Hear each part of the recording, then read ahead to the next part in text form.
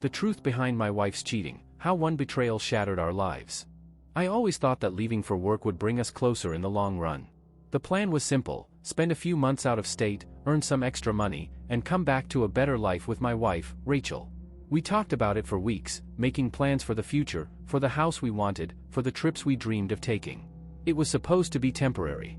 I never imagined that distance would open a door for betrayal. I remember the day I left clearly. Rachel stood at the doorway of our small house, her arms crossed but her expression soft. She wasn't happy that I was leaving, but she understood why. "It's just a few months," I told her, leaning in for one last kiss. "I'll be back before you know it." She smiled weakly, and I could see the worry in her eyes. But I brushed it off, thinking that the love we had was strong enough to survive any separation. The first few weeks were hard for both of us.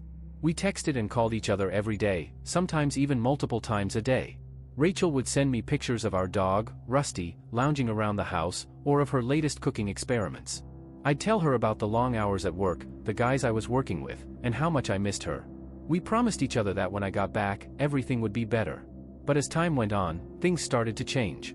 The calls became less frequent, the texts shorter. Rachel's once cheerful voice seemed distant, almost distracted. I chalked it up to the stress of being apart, telling myself that long-distance relationships were tough for anyone. I tried to make up for it by sending her flowers, surprise gifts, anything to remind her that I was still thinking of her. Then, one day, out of nowhere, Rachel stopped answering my calls altogether. At first, I didn't think much of it. Maybe she was busy, or her phone had died. But after 2 days of complete silence, I began to worry. I called again, left messages, and even texted her friends, but no one seemed to know where she was. Something felt off, but I couldn't place my finger on it. A knot of anxiety began to form in my chest. I tried to push through the workday, but my mind was elsewhere. Every break I got, I'd check my phone, hoping for a message from Rachel. Nothing. Finally, after what felt like an eternity, she texted back, a short, cold message: "I've been busy. Sorry." That was it. No explanation, no warmth in her words. Just sorry. My heart sank, but I didn't want to jump to conclusions. Maybe she really was busy. Maybe I was overreacting. But deep down, I knew something wasn't right. Rachel wasn't the same, and neither was our relationship. A few more weeks passed, and the distance between us grew. She'd stopped texting as much, and when we did talk, the conversations felt strained, like she was hiding something.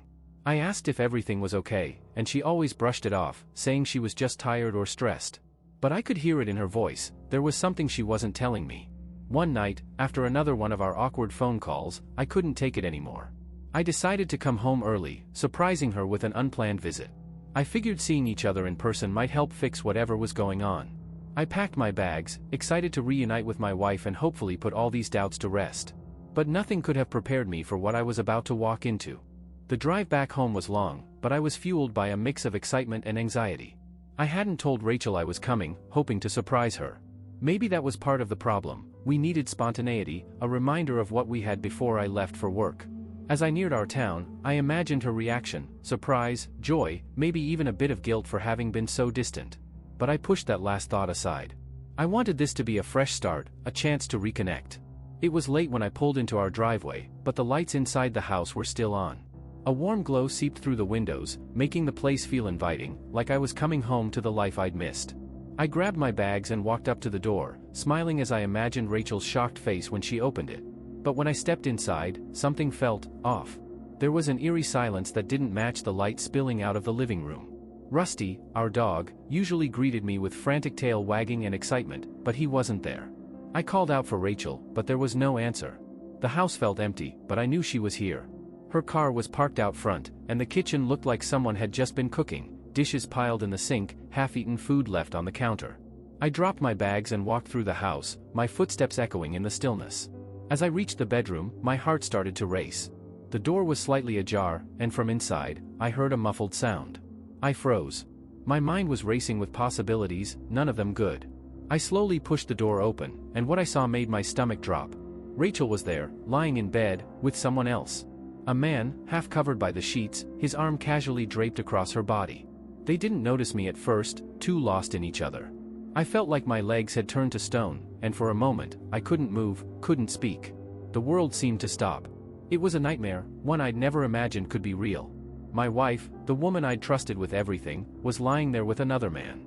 And in that instant, everything we had, everything I had worked for, felt like it had been ripped away.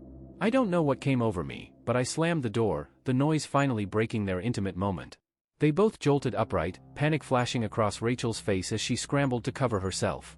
The man, someone I didn't even recognize, looked just as shocked, but I couldn't care less about him.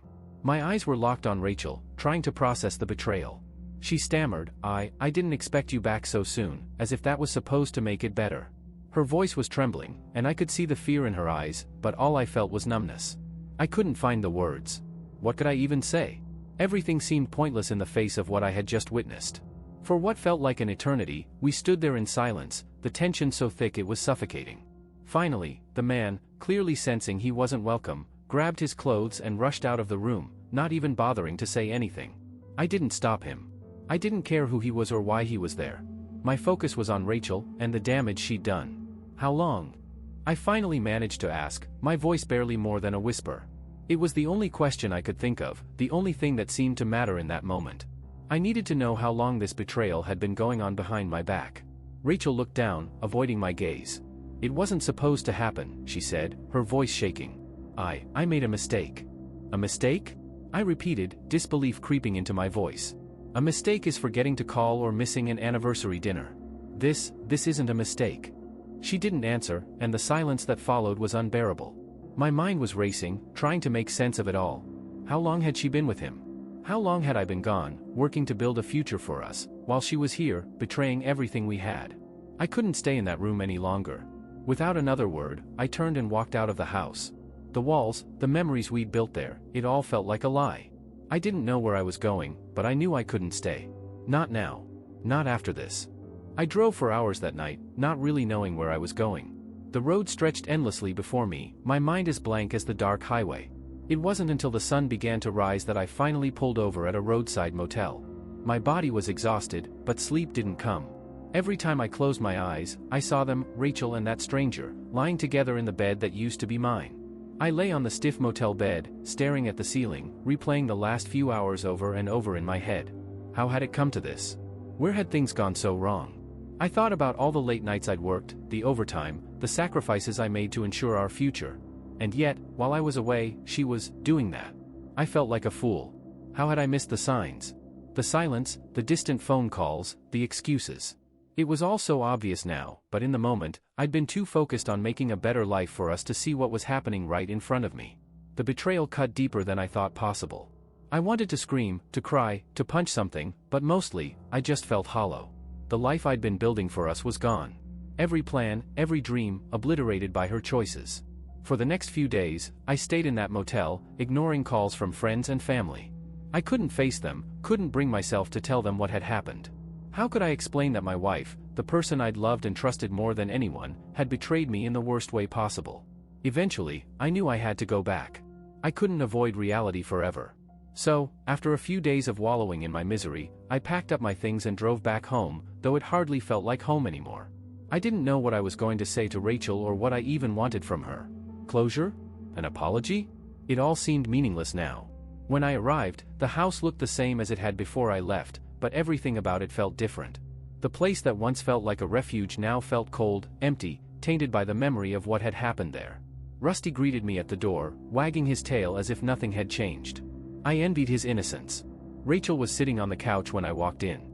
She looked up at me, her face pale and eyes swollen from crying. For a moment, we just stared at each other, the silence heavy between us. She opened her mouth to speak, but I held up my hand to stop her. I don't want to hear excuses, I said, my voice flat. I just want the truth. Rachel looked down at her hands, picking at the hem of her shirt. It wasn't supposed to happen, she whispered, repeating the same empty phrase from before. It was just. I was lonely, and you were gone. It started as a mistake, and then, I don't know. Her words hung in the air, but they didn't offer any comfort. If anything, they made it worse. She didn't even have a real reason for what she'd done. Just loneliness? I had been lonely too, but I hadn't betrayed her. How long? I asked again, my voice sharper this time. Rachel hesitated before answering. A couple of months. A couple of months. I felt like I'd been punched in the gut. While I was breaking my back at work, she'd been sneaking around behind my back for months. I couldn't believe it. I didn't want to believe it. I'm sorry, she said, her voice barely above a whisper. I know that doesn't fix anything, but I am. I never wanted to hurt you. I let out a bitter laugh. Well, you did a damn good job of it. For the first time, Rachel looked up at me, tears streaming down her face. I know. I'm so sorry, but I don't know how to fix this. I don't know if it can be fixed. Her words hit me harder than I expected. I realized, in that moment, that I didn't know either. Could something like this ever be fixed? Could I ever forgive her, or would the weight of her betrayal hang over us forever? I didn't have the answers, and the thought of it all overwhelmed me. So, instead of saying something I'd regret, I turned and walked out of the house again. I needed time. I needed space. And I needed to figure out if I could ever look at her the same way again. I spent the next few days in a kind of daze, walking through life like a ghost. I didn't go back to the motel, but I couldn't bring myself to stay in the house either. So, I drove aimlessly around town, parking in random spots just to sit and think. Sometimes I'd stop at a diner, ordering coffee that I'd barely drink. Other times, I'd find myself at the park where we used to walk Rusty, sitting on the same bench we had sat on countless times, wondering if I'd ever feel normal again. I was angry. Angry at Rachel, angry at myself, angry at the world for turning my life upside down. Every time I thought about her and that guy, whoever he was, I felt a burning rage deep in my gut. But right alongside that anger was a deep sadness, a sense of loss that I couldn't shake. The future I thought we had was gone, replaced with a painful uncertainty. I tried to talk to a few friends, but the words caught in my throat. It felt too humiliating to admit what had happened. My wife, the woman I'd planned to spend my life with, had been cheating on me while I was working my ass off to provide for us. Every time I tried to explain it out loud, I felt a wave of shame wash over me. It was easier to stay quiet, to let people believe things were fine even when they weren't. Rachel reached out a few times. She sent texts, left voicemails, even wrote me an email. But I didn't respond. I couldn't. I didn't know what to say to her, and the idea of seeing her face again made my chest tighten with anger and pain. Every time her name popped up on my phone, it was like a stab to the heart. So, I ignored it, pushing it all down, trying to forget, even though I knew I couldn't. But eventually, I had to go back. Life doesn't stop just because your world falls apart. Bills still needed to be paid, work still needed to be done, and I couldn't avoid Rachel forever. So, one evening, I found myself standing in front of our house again, dreading the conversation I knew we needed to have. Rachel was waiting for me inside. She looked worse than the last time I'd seen her, her face pale, her eyes red and swollen from crying. For a brief moment, I felt a pang of pity for her, but it was quickly swallowed by the anger that had been simmering inside me. "I'm not here to fight," I said, my voice cold and distant. "I just want to figure out where we go from here." Rachel nodded, her hands trembling slightly as she wrung them together. "I know I messed up," she whispered. "I know I hurt you in the worst way possible, and I don't expect you to forgive me. But I love you, and I want to try and fix this. I'll do whatever it takes." Her words felt empty, like a script she'd rehearsed. I wasn't sure if I could believe her anymore. Trust is fragile, and once it's shattered, it's nearly impossible to put the pieces back together. Even if I wanted to believe her, how could I? How could I trust that she wouldn't do it again, that she wouldn't betray me the next time things got tough? "I don't know if I can do this," I said, the weight of the decision pressing down on me. "I don't know if I can ever trust you again." Rachel's face crumpled, and she let out a small sob. "I understand," she said, her voice barely audible. "But please, give me a chance. Let me prove that I can make this right." I wanted to believe her.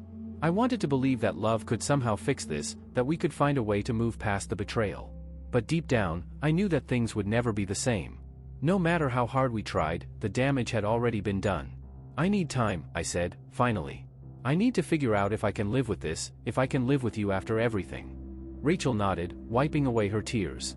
"Take all the time you need. I'll wait. I'll do whatever it takes." I nodded, but I didn't say anything else. I turned and walked away, my heart heavy with the knowledge that no matter what I decided, things would never be the same again. Weeks passed. I stayed with a friend, trying to piece together the fragments of my shattered life. The days blurred into one another as I wrestled with a decision I never thought I'd have to make. Could I forgive her? Could I move past what she had done and rebuild the life we once had? I kept replaying the moment over and over in my head, the night she confessed, the pain that shot through me like a knife. It didn't matter how many times I tried to justify it, to understand her perspective, the truth was that it had broken something inside of me. Something vital, something that had held us together. And now, no matter how much I tried, I couldn't find a way to fix it. Rachel continued to reach out, her messages becoming more desperate as the days went on. I could see the guilt eating away at her, but guilt wasn't enough. Guilt didn't erase what had happened. Guilt didn't change the fact that the trust between us had been irrevocably destroyed. One day, after yet another sleepless night, I found myself standing outside the house again. I didn't know why I was there. Maybe I thought that seeing the life we'd built together, would somehow make the decision easier. But all I felt was emptiness. I went inside. The house was quiet, too quiet. The kind of silence that used to feel peaceful now felt oppressive. The weight of everything that had happened hung in the air, and I knew that this place would never feel like home again. Rachel was in the kitchen when I found her, sitting at the table with a cup of coffee that had long since gone cold. She looked up when I entered, her eyes filled with hope and fear. "I didn't think you'd come back," she said softly, her voice trembling. "I'm not here to stay," I said, the words coming out harsher than I intended. I need to talk to you." She nodded, bracing herself for what was coming. I could see the tension in her shoulders, the way her hands fidgeted nervously on the table. "I've been thinking," I began, struggling to find the right words. "I've been thinking about everything that's happened. About us. And I've realized something." Rachel's eyes filled with tears, but she didn't say anything. She just waited, her breath shallow and uneven. "I love you," I said, the words heavy on my tongue. "But love isn't enough. Not anymore. What we had, it's gone. You broke it. And I don't think I can ever get it back."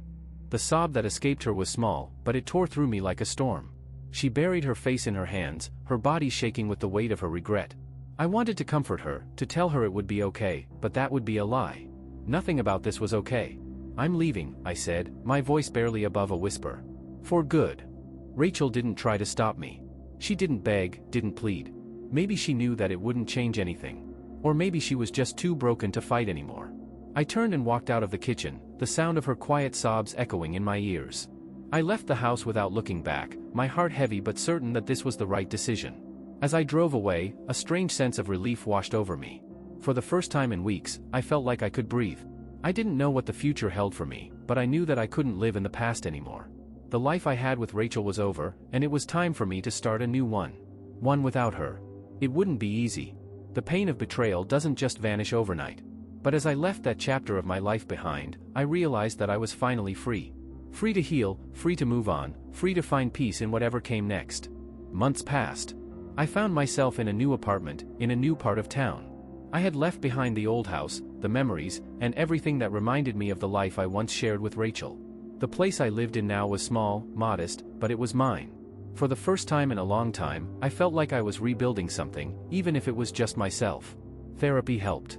I wasn't one to open up easily, but sitting in that room with a stranger, I started to realize just how deeply Rachel's betrayal had cut me. It wasn't just about the affair. It was about the loss of trust, the breaking of a promise, the shattering of the future I thought we would share.